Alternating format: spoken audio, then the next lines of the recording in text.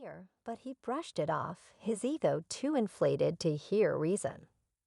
The black man stood his ground, his confidence unshaken, but now his tone shifted ever so slightly, calm but commanding. "You've made a mistake," he said, his voice cutting through the growing chaos. "And it's going to cost you." The crowd gasped as another figure entered the scene, a man in a tailored suit, carrying himself with authority.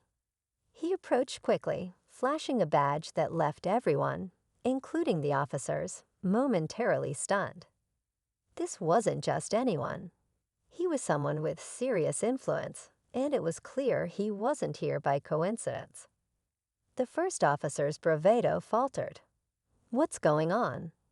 he demanded, but deep down, he already knew. The situation wasn't just spiraling out of his control, it was imploding. And the more he tried to maintain power, the more he exposed just how wrong he'd been. The man in the suit didn't waste a second. He stepped directly in front of the black man, locking eyes with the lead officer. "Do you even realize who you've been harassing?" he asked, his voice sharp and unyielding. The officer stammered, his confidence now a distant memory. The man continued, "You just profiled and humiliated a federal judge, one of the most respected legal minds in the country. And I'm here as his legal counsel." The crowd erupted into murmurs, cameras zooming in to capture the stunned expression on the officer's face. He turned pale, realizing the gravity of what he'd done. The black man finally spoke again, his voice calm but firm. "You didn't just target me. You targeted everything I stand for. But don't worry. Justice will handle this." As airport security arrived to escort the lead officer away, the unexpected twist hit. The entire scene had been witnessed live by a reporter streaming on social media. The story had already gone viral, sparking outrage and calls for accountability. What started as an act of blind prejudice ended as a powerful reminder that no one is above justice. And those who wield power recklessly will always face the consequences. As the officer was led away, the judge turned to the crowd, addressing the onlookers who had stood witness to the entire ordeal. "This is why accountability matters," he said, his voice steady yet powerful. "No one should be judged by the color of their skin or treated unfairly because of assumptions. Today it was me, but tomorrow it could be anyone." The crowd erupted in applause, their support a sharp contrast to the officer's earlier hostility. The man in the suit placed a reassuring hand on the judge's shoulder before turning to thank those who had spoken up and recorded the incident. Their actions had helped ensure the truth came to light. By the time the judge boarded his flight, the story had already become a national headline. It wasn't just a tale of injustice. It was a wake-up call about bias and the importance of standing up for what's right. Imagine you're at the airport, rushing to catch a flight, when suddenly a scene unfolds that stops everyone in their tracks. A black man, calm and collected, is confronted by an aggressive cop. The officer seems to have already made up his mind about the man based on nothing but assumptions. Voices rise, tension builds, and passengers look on in disbelief. But here's the twist. This man isn't who the cop thinks he is.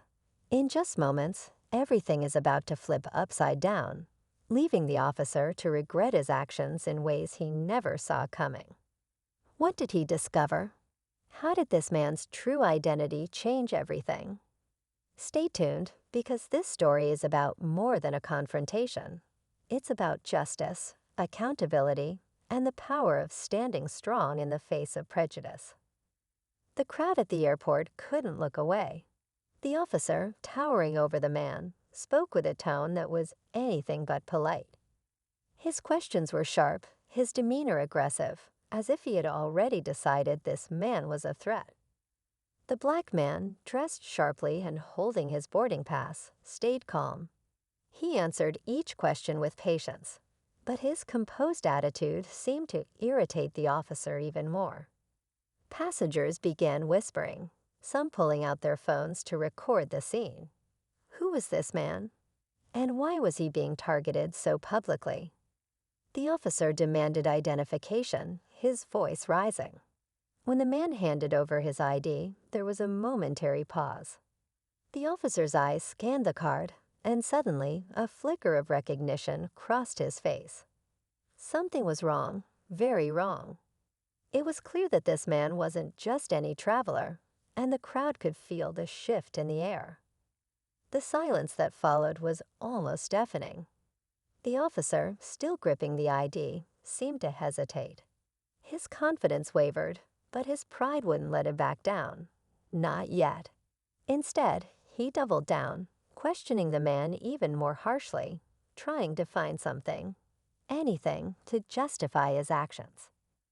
The black man's calm demeanor never broke, but there was something in his eyes now. A quiet strength that made the officer uneasy. Meanwhile, the crowd was growing restless. Some were murmuring in frustration, while others whispered guesses about who this man might be. A woman nearby finally spoke up. "Why are you treating him like this? He hasn't done anything wrong."